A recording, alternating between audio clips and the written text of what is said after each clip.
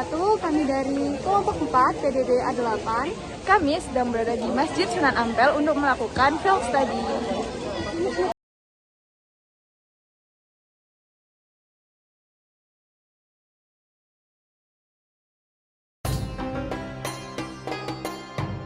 Indonesia dengan keunikan serta keanekaragam adat dan budaya menjadi sebuah magnet tersendiri untuk menarik pengunjung yang datang dari berbagai penjuru. Keunikan sebuah kawasan serta akulturasi adat dan budaya yang ada di kota-kota itu juga sangatlah menarik. Surabaya sebagai kota terbesar kedua setelah Jakarta memiliki berbagai kawasan pemukiman yang sangatlah unik. Salah satu kawasan yang memiliki pesona dan keunikan menarik adalah kawasan Ampel. Kawasan ini sudah ada sejak lebih dari 6 abad lalu dan masih bertahan hingga saat ini di tengah perkembangan zaman. Terbentuknya kawasan yang terletak di Surabaya Utara ini berawal dari kedatangan Raden Rahmat, di mana dalam kisah Wali Songo dikenal sebagai Sunan Ampel, yang datang ke Surabaya pada tahun 1390.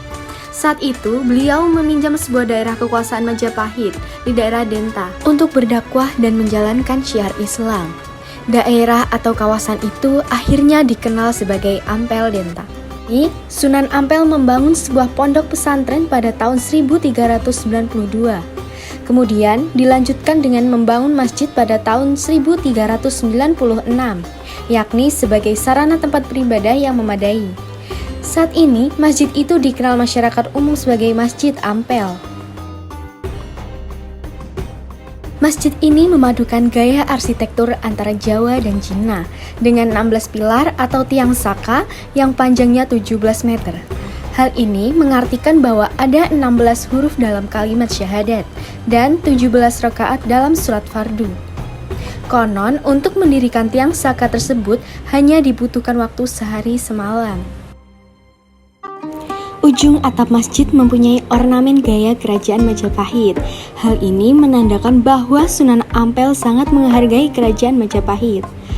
Kehadiran Sunan Ampel saat itu diterima masyarakat karena memberikan muara tersendiri bagi kehidupan Ampel Denta. Seiring perkembangannya, nama Ampel Denta kini lebih dikenal sebagai kawasan Ampel. Sejak Sunan Ampel wafat pada tahun 1449 dan dimakamkan di sebuah masjid Ampel, setelah itu makamnya banyak dikunjungi oleh para peziarah yang datang dari berbagai daerah. Di sekitar areal masjid terdapat pasar gubah yang menjual berbagai cindera mata, busana muslim, perlengkapan sholat, aneka barang, dan makanan khas Timur Tengah. Selain etnis-etnis lokal yang membaur di sana, kehadiran etnis Cina, Arab, dan Eropa sekitar abad ke-18 juga memberikan muara tersendiri pada kehidupan kawasan Ampel.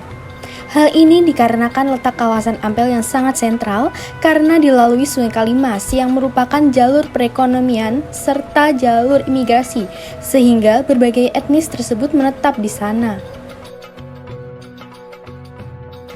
Di luar penduduk pribumi, etnis yang paling besar adalah etnis Arab dan Cina. Khusus komunitas orang Arab, mereka memiliki budaya hidup dekat dengan masjid. Etnis ini mulai hidup dan berdomisili secara permanen pada pertengahan abad ke-19.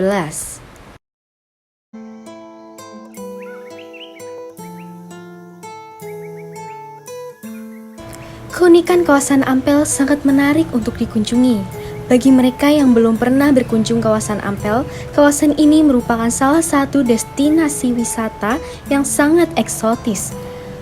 Perkembangan zaman membuat kawasan Ampel juga terpengaruh, baik dari sisi bangunan maupun dari tradisi masyarakatnya.